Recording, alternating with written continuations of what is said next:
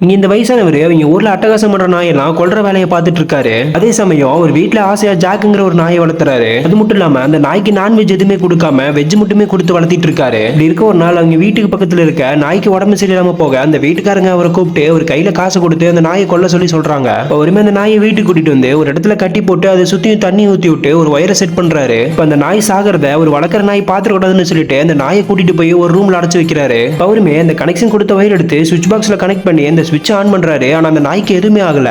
உடனே அந்த வயசானவர் ஒரு டெஸ்டர் எடுத்து கரண்ட் வருதான்னு செக் பண்ணி பாக்குறாரு. பார்த்தா கரண்ட்டுமே வருது. அவருமே சந்தேகப்பட்டு இந்த டெஸ்டரை நாய் மேல வச்சு பாக்குறாரு. பார்த்தா அந்த நாய் மேல கரண்ட் பாஸ் ஆகியும் அந்த நாய்க்கு ஒண்ணுமே ஆகாம குத்துக்கலாட்ட நிக்குது. இப்பதான் ஒரு பெரிய ட்விஸ்டா நைட்டு பார்த்தா அவர் வளர்க்குற ஜாக்குங்கிற நாய் இறந்து கிடக்குது. ஆக்சுவலா அந்த வயசானவர் தான் அந்த நாய் கரண்ட் அடிச்சு சாகாதனால கறியில விஷத்தை கலந்து வச்சிருப்பாரு. அந்த கறியை இவ்வளவு நாள் வெஜிடேரியனா இருந்த அவரோட நாய் சாப்பிட்டு இறந்து போயிருக்கும். இவர் தூங்க போகும்போது கூட எல்லா நாயும் கொண்டனாலதான் என் நாய் செத்து போச்சுன்னு சொல்லி ஃபீல் பண்றாரு. அவரோட லைஃப் அந்த நாய் சாகும்போது அது கறி சாப்பிட்டு செத்துச்சுன்னு சொல்லி இவரை கம்முன்னு தூங்க சொல்றாங்க.